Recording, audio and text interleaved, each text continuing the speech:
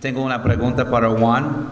Sí, soy un pastor ahora convencido de la pluralidad y la paridad de los ancianos y estoy convencido de esta visión bíblica del liderazgo que hemos visto, pero estoy en mi iglesia y veo nada ni nadie para ayudarme como pastor, como anciano. ¿Qué puedo hacer para cultivar ancianos? ¿Dónde empiezo en este proceso prácticamente para cultivar y llegar a tener ancianos maduros? ¿Y estás hablando como pastor? Sí. Yo soy el pastor aquí, convencido ya. ¿Qué hago para llegar ahí? Número 1, orar. Empieza a orar para hombres, que el Señor levante hombres. Número 2, empieza a identificar hombres en la iglesia que tienen las cualificaciones. Por ejemplo, las cualificaciones de ancianos en 1 Timoteo 3 son normales, son realmente calificaciones de todos los cristianos. La única diferencia es que tienen que ser aptos a enseñar. Así que yo empiezo a discipular hombres en la iglesia y empiezo a conocer y a identificar hombres que aman la iglesia, aman la palabra y que enseñan capacidad para evangelizar otros y discipular otros. Así que comienzo con eso y identifico a esos hombres y empiezo a reunirme con ellos de vez en cuando hasta que pudieran lograr una etapa que puedo darle responsabilidad para enseñar por lo menos un devocional de como de 10 o 15 minutos y lo voy desarrollando y después le doy una lección en la escuela dominical, la observamos, lo evaluamos y después ayudándolo, criticándolo, evaluándolo, le vamos dando más y más oportunidad y por fin llegamos a predicar al frente de la iglesia y orgánicamente la iglesia empieza a ver esos hombres como líderes y como pastores. ¿Y piensas que tenemos que tomar riesgos con estos hombres, la juventud en la iglesia para cultivar? Sí, esa es la tensión. La tensión es que en parte Pablo le dice a los ancianos de Éfeso que guarden la iglesia. Así que tenemos que guardar la iglesia de lobos. Pero también a la misma vez tenemos que tomar riesgos con personas y siempre estamos en esa tensión. Pero si lo estamos desarrollando de manera que lo estamos viendo el carácter, su amor, está motivado para evangelizar y discipular sin título, estamos viendo cosas que nos animan. Bueno, la segunda pregunta, ¿quieres decir algo? No, yo quiero hacer una pregunta, Juan. Ok, pregúntale. Porque tú hablaste, Ryan, de la disciplina y la membresía. Y Juan, cuando fue a su iglesia, tuvo un caso muy particular de cómo él aplicó eso y quizás él pueda compartir con nosotros cómo fue el proceso. Yo recuerdo que usted tenía ¿cuántos miembros cuando llegaron? 1500. Después de un año ya. Y asistiendo 350. 350. ¿Y después cuándo tenían? ¿Cómo fue el proceso? Sí. Bueno, el problema es que si vamos a pastorear la iglesia, el pastor tiene que saber cuáles son las ovejas. ¿Quién somos? Y si hay 1500 en la lista y 350 asistiendo, ¿dónde están los 1150?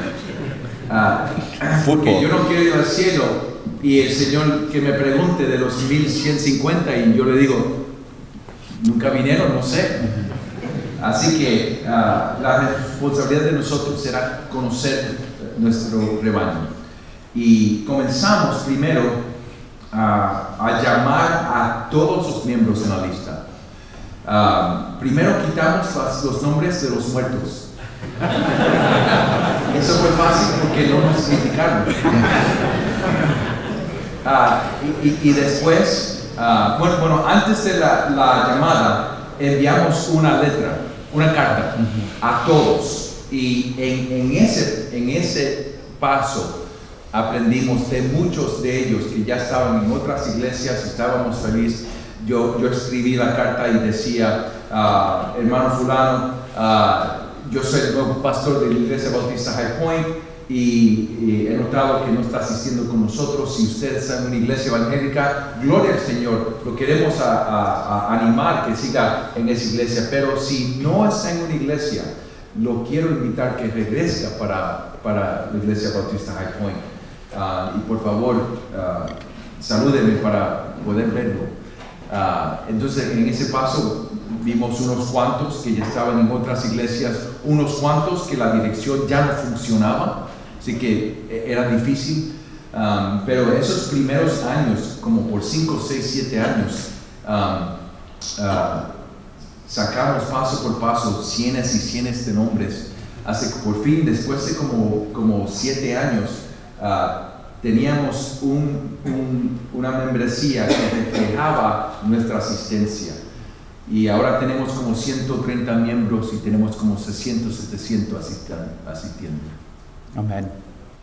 Bueno, la segunda pregunta para Juan. Yo hablé en mi charla sobre la responsabilidad de los miembros de la congregación que tienen un trabajo. Y tú hablaste sobre el liderazgo, los ancianos que están encargados de dirigir la iglesia y la congregación. ¿Puedes explicar prácticamente cómo funciona la relación entre la congregación y el liderazgo? Si tenemos como congregación una responsabilidad y los ancianos están encargados de dirigir, ¿cómo funciona esa relación? Sí, es un tema de debate de diferentes denominaciones.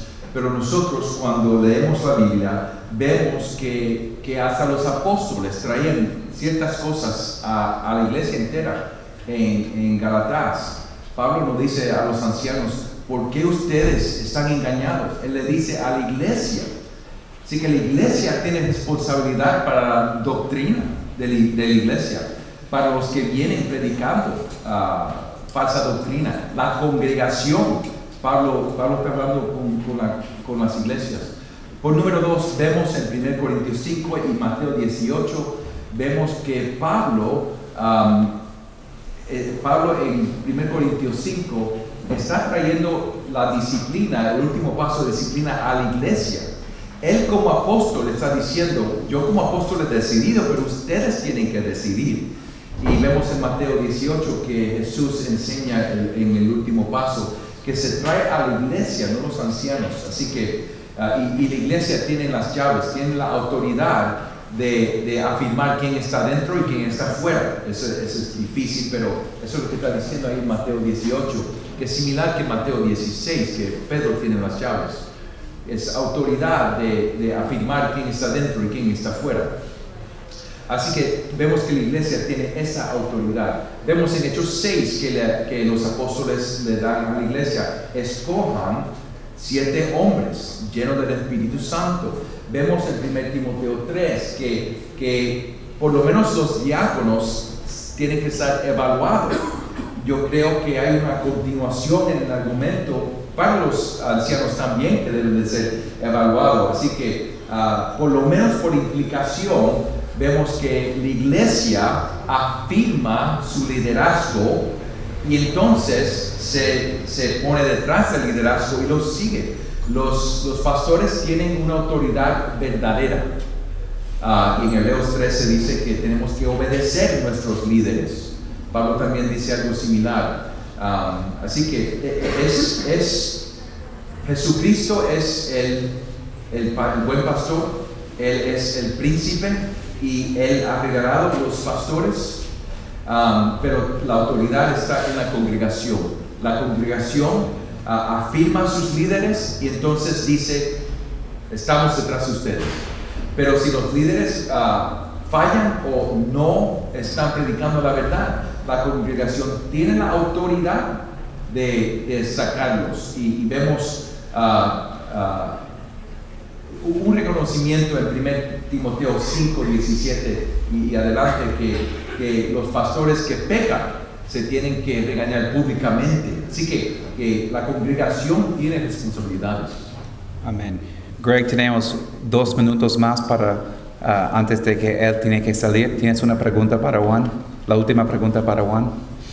¿Algo, un comentario? Pensando en el orden en que uno implementa, entonces uno está expuesto a estas marcas y no ve la necesidad de empezar a implementar cambios. Hay un orden ideal, es decir, vamos a empezar con esta marca, seguimos con esta, después con esta. Sí, bueno, por primero, déjame decir esto. Mark Dever mismo dice que estas 9 marcas a lo mejor no son ni las más importantes en la Biblia, por ejemplo, porque él no habla del bautismo, de la cena del Señor, de las marcas tradicionales. Oración. Lo que cuando él escribió el libro, estas eran las marcas que no se aparecían en las iglesias, y la más importante es la predicación expositiva. Digo todo esto para decir que empezamos con una cosa que no se dice que es marca, que es oración. Siempre empezamos con la oración, siempre estamos orando, pidiendo ayuda del Espíritu Santo, pero de primer paso, orando, es la predicación expositiva. Y la predicación expositiva empieza a moldar la iglesia. Y yo voy a coger cualquier tiempo que requiere, pero voy a empezar con la predicación expositiva y voy a empezar en un libro que se pueda entender y no en un... Yo no voy a empezar la predicación expositiva en Apocalipsis, porque se confunde el pueblo. Yo voy a empezar la predicación expositiva si no ha estado predicando expositivamente en un evangelio, a lo mejor en Marcos porque es corto, en un libro que se puede ver a Cristo y todos pueden decir, ok, se ve. Así que estás tratando de ganar confianza de la iglesia en tu habilidad a exponer la Biblia. Y cuando están creciendo en confianza en tu capacidad a exponer la Biblia, entonces cuando llegues a pasajes más difíciles, ya tienen confianza en ti. No empezaste con un debate, empezaste con Cristo y con un evangelio. Así que yo empiezo con eso y dejo eso que dirija la iglesia. Y entonces Jesús ha estructurado su iglesia para su gloria y para su misión. Y empiezo predicando y identificando hombres en la iglesia que puedo invertir en ellos. Juan, muchas gracias. Nos has servido muy bien. Que te vaya bien. Hermanos.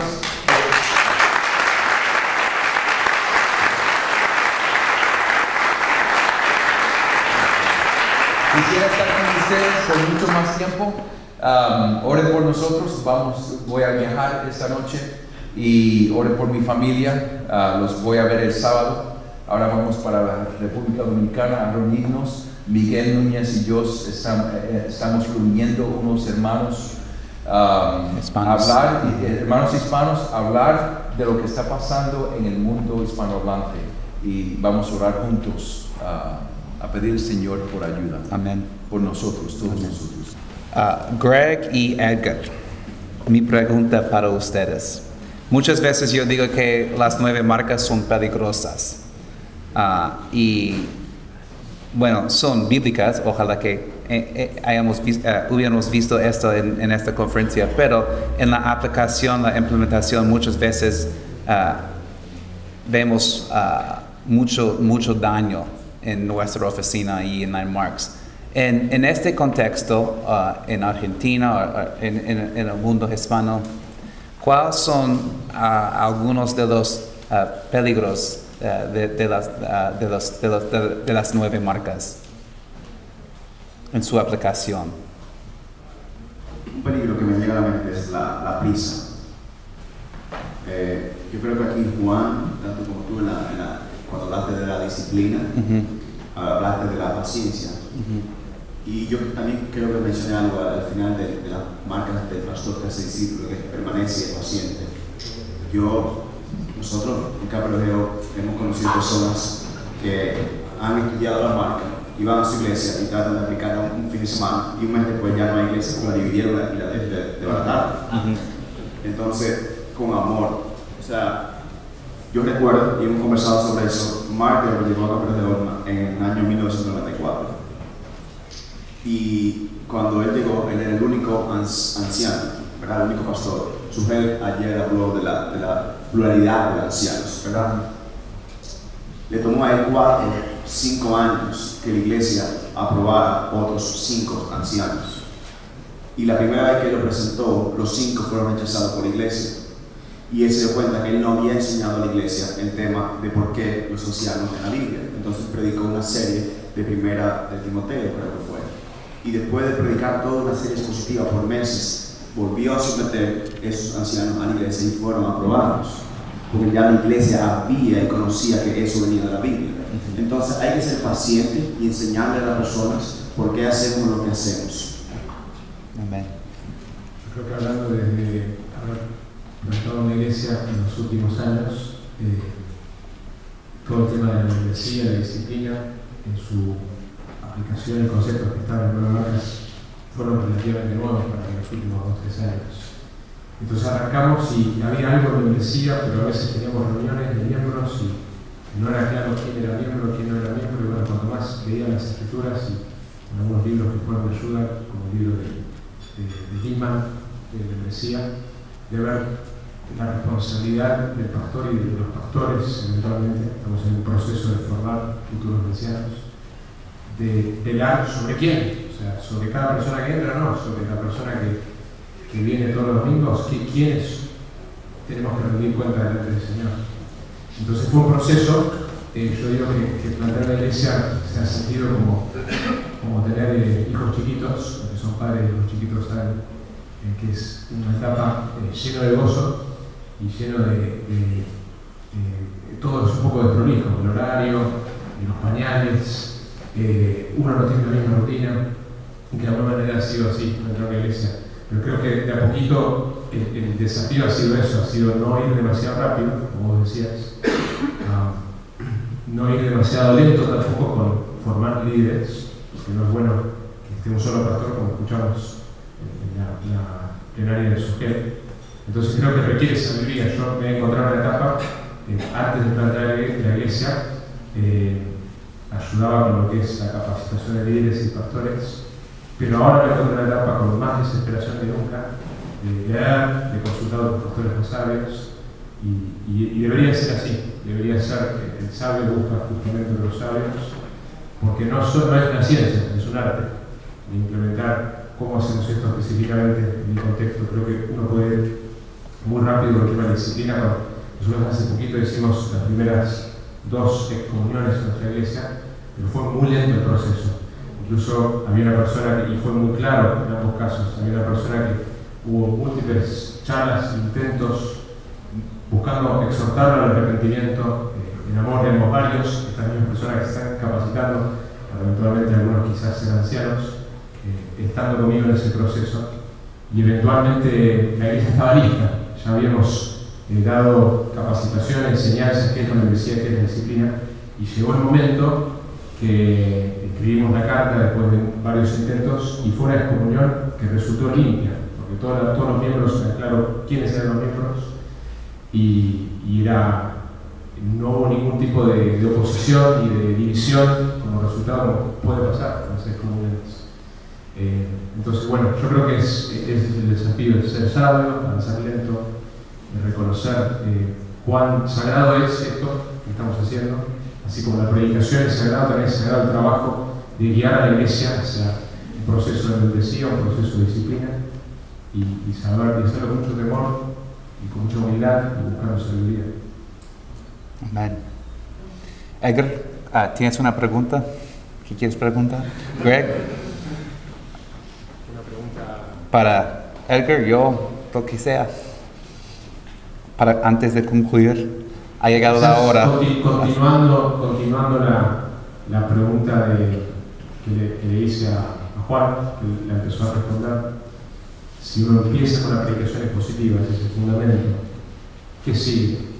Organizar la membresía, seleccionar ancianos. Sí, yo pienso que tienes que empezar con la oración y la predicación, porque como hemos visto, Dios siempre crea y salva por su iglesia, y queremos definir qué es un cristiano y qué es una iglesia por la palabra de Dios. Así que por eso Mark Dever, cuando llegó a Capitol Hill Baptist Church, empezó predicando en el Evangelio de Marcos, porque quería usar las palabras de Jesús para definir qué es un cristiano y qué es la iglesia y qué es el Evangelio. Eso es lo más importante, definir por la palabra de Dios el Evangelio y la iglesia y el cristianismo. De ahí creo que necesitas las estructuras de la membresía significativa. Así que tenemos que saber quién somos. Si somos una iglesia, tenemos que saber quién está dentro y quién está afuera. Y puedes empezar en las maneras fáciles como quién está muerto, que ya está en nuestra lista. Ahí empezamos también nosotros en Capitol Hill con los muertos y los que estaban viviendo en Europa o en otras partes del mundo. Así que, pero lentamente y con la membresía y de ahí el liderazgo, cultivando ancianos. Y Mark Dever, quien tiene una personalidad súper bien fuerte, y él llegó a una iglesia débil y pequeña, y él enseña y predica con fuerza, y todavía tomó como 5 años para llegar al punto de tener ancianos. Y llegó en 94, y yo creo que pasamos 6 años, no hasta el 2000, que estaba una iglesia más o menos saludable, sana. Así que él tomó 6 años para arreglar la plomería, digamos, de la iglesia, por la membresía y liderazgo. Así que, y fue por la predicación expositiva basada en el Evangelio, la sana doctrina, y por eso llegó la fruta, como yo, mi conversión y muchas más conversiones como la mía. Edgar, para terminar, ¿quieres decir algo más sobre el orden? No, yo creo que está bien.